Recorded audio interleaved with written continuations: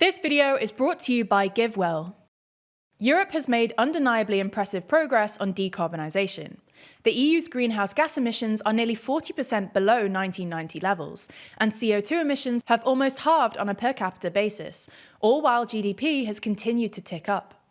However, in the past few years or so, green policies and the European Commission's so-called Green Deal have come under increased political scrutiny, as European electorates recoil at the apparent costs of the energy transition. So in this video, we're going to take a look at Europe's impressive record of decarbonisation, why Europe has historically been more enthusiastic about the energy transition than its peers, and why this enthusiasm is apparently waning.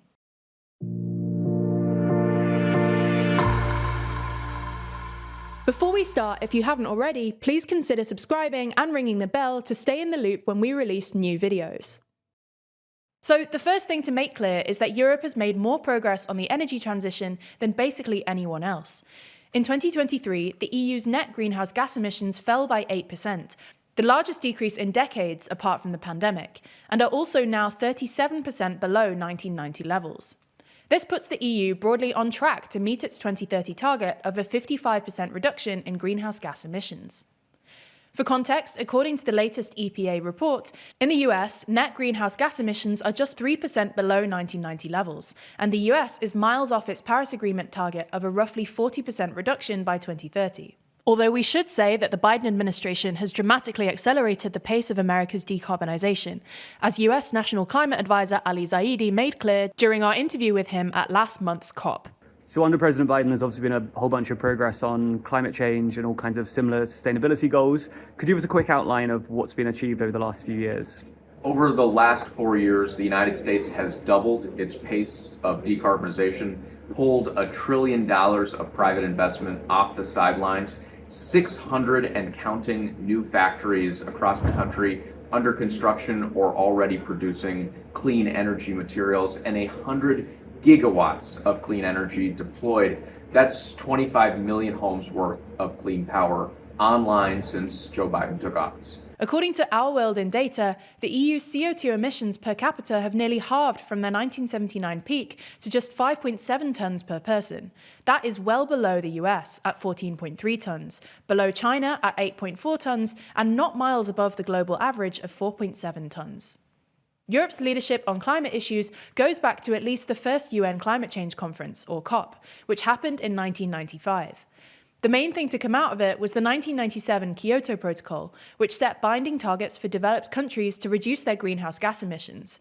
However, while US President Bill Clinton signed the agreement, it was never ratified by Congress, who complained that they wouldn't agree to any climate deal that didn't also place binding obligations on China. Because Russia, Canada, and Australia all delayed ratification, this meant the Kyoto Protocol ended up being essentially a European and Japanese project.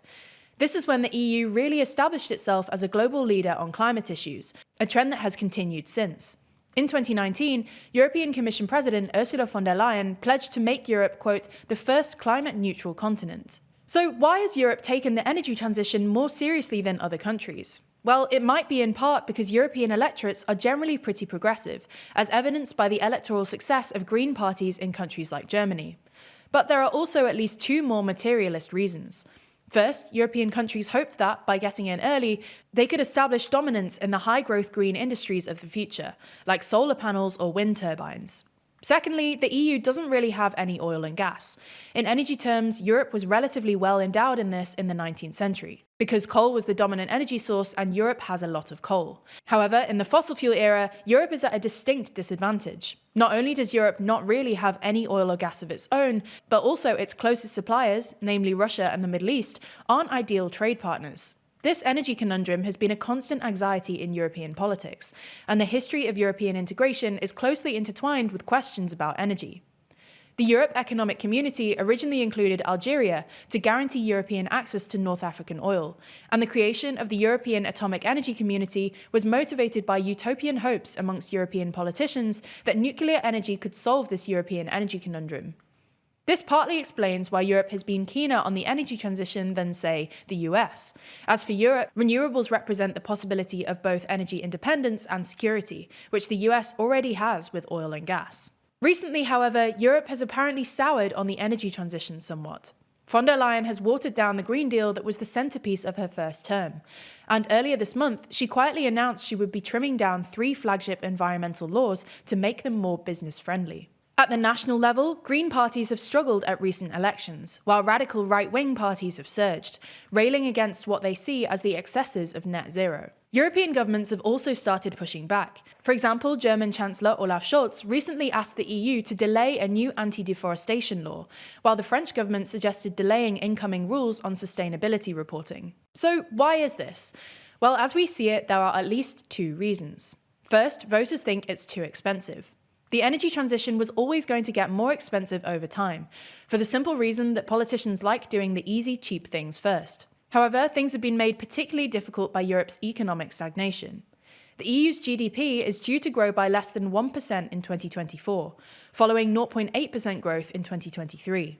Without meaningful economic growth, both the public and private sectors are struggling to find the cash to invest. On top of that, the return of inflation has pushed up interest rates.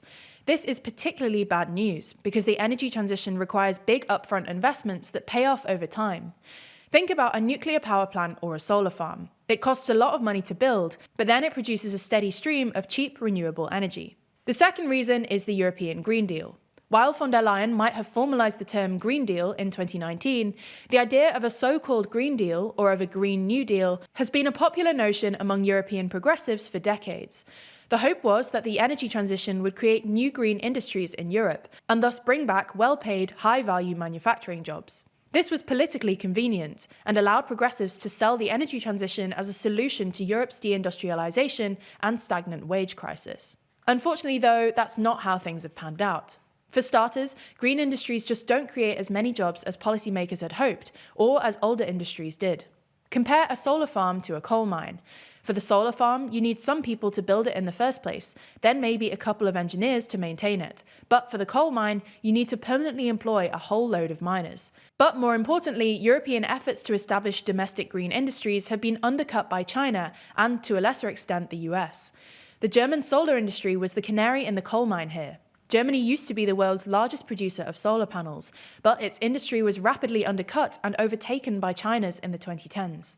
More recently, European automakers have been spooked by the rapid rise of Chinese electric vehicles, and last week's bankruptcy of Northvolt, Europe's largest battery startup, is yet more evidence that Europe will struggle to compete in these emerging green industries. Ultimately, though, this doesn't mean that Europe has entirely given up on the energy transition, but it at least suggests that further progress towards net zero will be more tentative than we might have imagined a few years ago.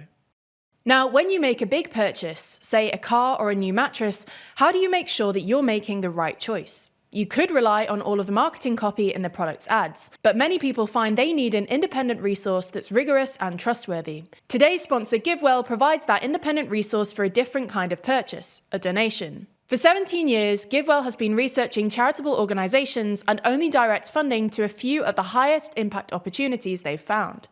That's things like bed nets to prevent malaria. It costs about $5 to provide one net. Nets can reduce the number of malaria infections. Enough nets and a large enough drop in infections can save a life in expectation. Together, over 125,000 donors have used GiveWell to donate more than $2 billion.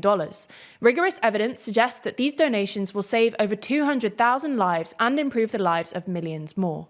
GiveWell wants as many donors as possible to make informed decisions about high-impact giving. You can find all of their research and recommendations on their site for free. You can make tax-deductible donations to their recommended funds or charities, and GiveWell doesn't take a cut. I particularly like GiveWell as it ensures that your money is doing a lot to help those the most in need. Here at TLDR, we're big believers in doing research to find out what's really going on, and that's exactly the approach that GiveWell takes to charities. If you've never donated to GiveWell's recommended charities before, you can have your donation matched up to $100 before the end of the year, or as long as matching funds last. To claim your match, go to givewell.org and pick YouTube, then enter TLDR News at checkout. Make sure they know that you heard about GiveWell from TLDR News to get your donation matched. Again, that's givewell.org to donate or to find out more.